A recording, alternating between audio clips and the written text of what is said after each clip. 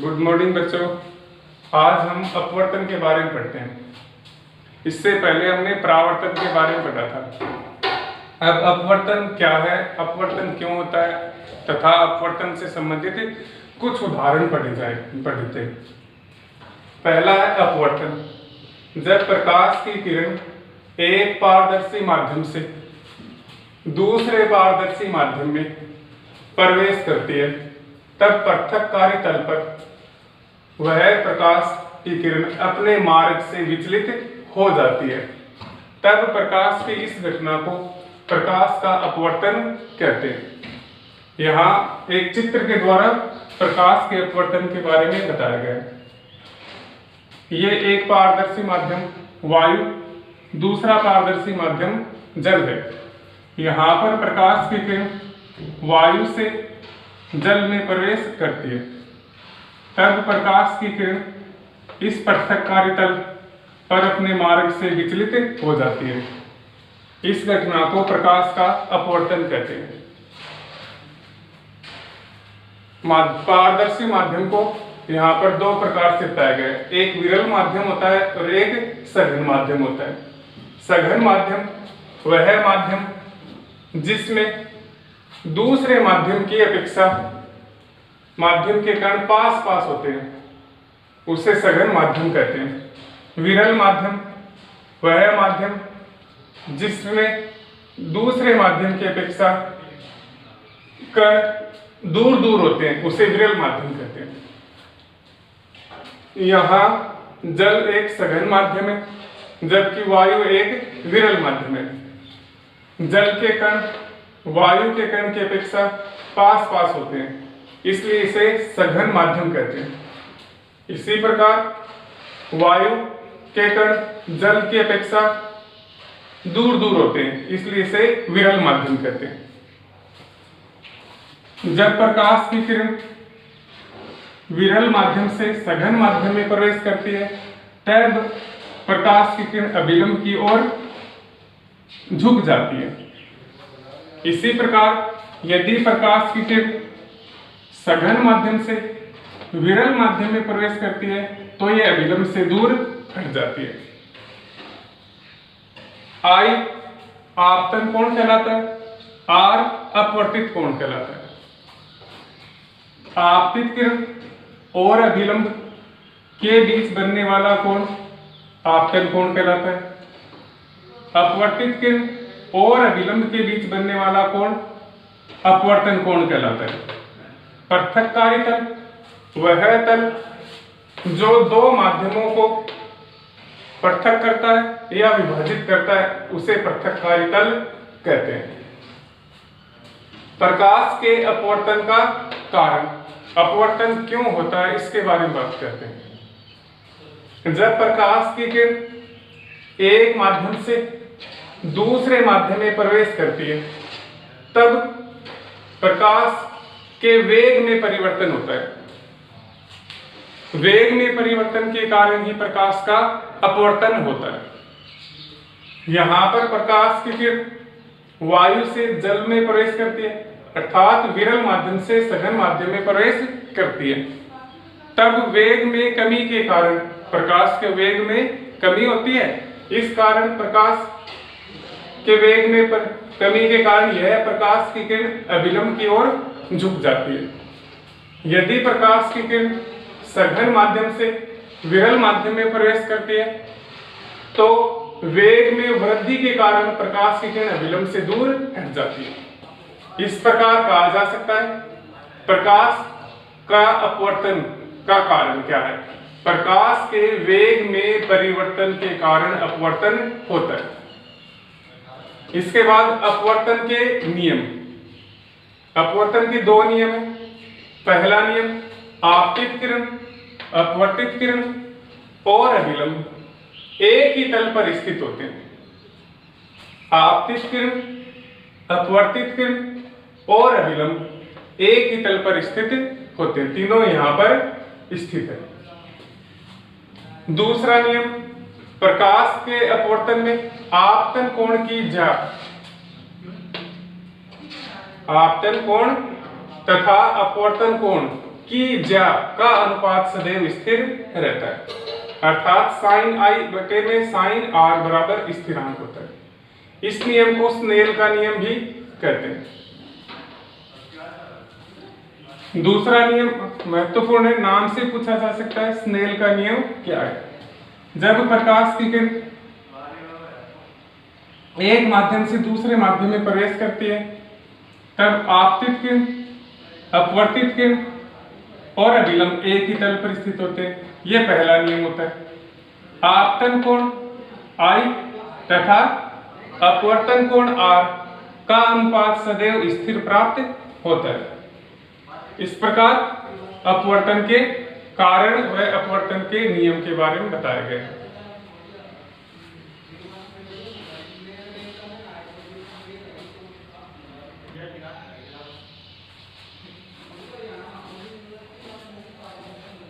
इसके बाद पढ़ते हैं अपवर्तन के उदाहरण। अपवर्तन का पहला उदाहरण है, इनमें से एक प्रश्न परीक्षा में आ ही जाता है। अच्छा उदाहरण है, सूर्योदय से कुछ समय पहले और सूर्यास्त के कुछ समय बाद भी सूर्य दिखाई देता है। किस प्रकार दिखाई देता है? देखें, सूर्योदय के पहले जब सूर्य क्षितिज के नीचे होता है तब सूर्य से आने वाली प्रकाश की किरण पृथ्वी के वायुमंडल में प्रवेश करती है। सघन वायुमंडल होता है, जो पृथ्वी की ओर जाते हैं वायुमंडल सघन होता जाता है। तो जब सूर्योदय से पहले सूर्य क्षितिज के नीचे होता है तब सूर्य से आने वाली प्रकाश की किरण पृथ्वी के सघन वायुमंडल में प्रवेश करती है, तब यह अभिलंब की ओर झुक जाती है। इस प्रकार ये प्रकाश की किरण हमें क्षितिज के ऊपर किसी बिंदु से आती हुई प्रतीत होती है जहां सूर्य का आभासी प्रतिबिंब दिखाई देता है। इसी प्रकार जब सूर्यास्त होता है ठीक उसी समय जब सूर्य क्षितिज के नीचे होता है तब भी सूर्य से आने वाली प्रकाश की किरण पृथ्वी के सघन वायुमंडल में प्रवेश करती है, तब यह भी अभिलंब की ओर मुड़ जाती है। यह प्रकाश भी हमें क्षितिज के ऊपर किसी बिंदु से आती हुई प्रतीत होती है जहां पर सूर्य का आभासी प्रतिबिंब दिखाई देता है। इस प्रकार सूर्योदय से कुछ समय पहले तथा सूर्यास्त के कुछ समय बाद भी हमें सूर्य दिखाई देता है। यदि सूर्योदय ठीक 6 बजे होता है तब हमें सूर्य 5:55 पर ही दिखाई देता है, मतलब 5 मिनट पहले दिखाई देता है। और सूर्यास्त के बाद भी हमें सूर्य 5 मिनट तक दिखाई देता है। इस प्रकार दिन की अवधि में 10 मिनट की वृद्धि हो जाती है। इसके बाद दूसरी घटना है प्रकाश का वर्ण विक्षेपण। जब सूर्य का श्वेत प्रकाश किसी प्रिज्म की सतह से टकराता है तब प्रकाश के अपवर्तन के कारण सूर्य का श्वेत प्रकाश 7 रंगों में विभाजित हो जाता है।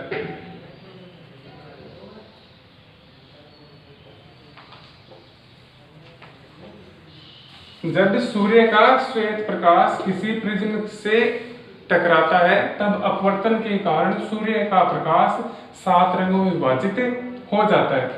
प्रकाश की इस घटना को ही प्रकाश का वर्ण विक्षेपण कहते हैं। सूर्य के प्रकाश का अपवर्तन के कारण 7 रंगों में विभाजित होना ही प्रकाश का वर्ण विक्षेपण कहलाता है।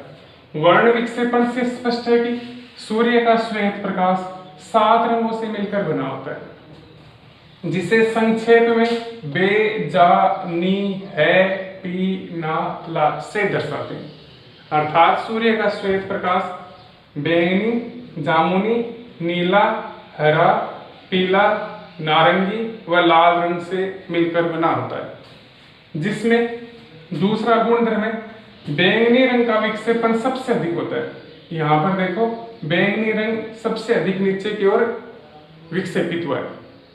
जबकि लाल रंग का विक्षेपण सबसे कम होता है, इसकी तीव्रता अधिक होती है। जबकि पीला रंग मध्यमान रंग कहलाता है। इसी कारण खतरे के निशान को लाल रंग के द्वारा दर्शाया जाता है, क्योंकि इसका विक्षेपण है वो कम होता है, अर्थात इसकी तीव्रता अधिक होती है। पूर्ण आंतरिक परावर्तन क्या होता है?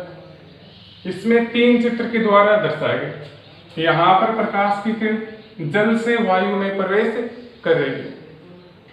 जल एक सघन माध्यम है, जबकि वायु एक विरल माध्यम है।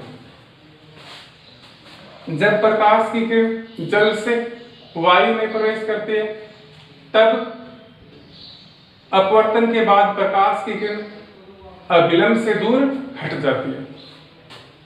दूसरा चित्र, जब प्रकाश की किरण जल से या सघन माध्यम से विरल माध्यम में प्रवेश करती है, तब आपतन कोण को इतना बढ़ाया जाए कि प्रकाश की किरण परावर्तन के बाद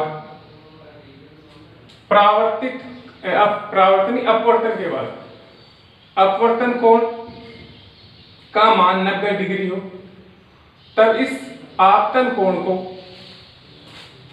क्रांतिक कोण कहते हैं।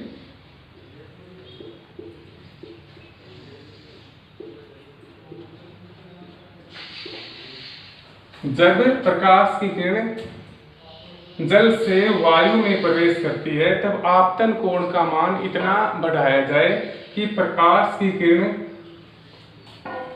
के अपवर्तन कोण का मान 90 डिग्री हो, तब इस आपतन कोण को क्रांतिक कोण कहते हैं। इसे आई से लिखा जाता है। तीसरा है, जब प्रकाश की किरण जल से या सघन माध्यम से विरल माध्यम वायु में प्रवेश करती है, तब आपतन कोण का मान इतना अधिक बढ़ाया जाए कि इसका मान क्रांतिक कोण से अधिक हो, तब प्रकाश की किरण वायु में अपवर्तित होने के बजाय पुनः जल में ही प्रवेश कर जाती है। प्रकाश की इसी घटना को प्रकाश का आंतरिक परावर्तन कहते हैं। जब प्रकाश की किरण जल से वायु में प्रवेश करती है, तब आपतन कोण का मान इतना बढ़ाया जाए कि इसका मान क्रांतिक कोण से अधिक हो, तब प्रकाश की किरण परावर्तित होकर पुनः जल में ही प्रवेश कर जाती है। इसे प्रकाश का पूर्ण आंतरिक परावर्तन कहते हैं, अर्थात प्रकाश की किरण जल से पुनः जल में ही प्रवेश कर जाती है।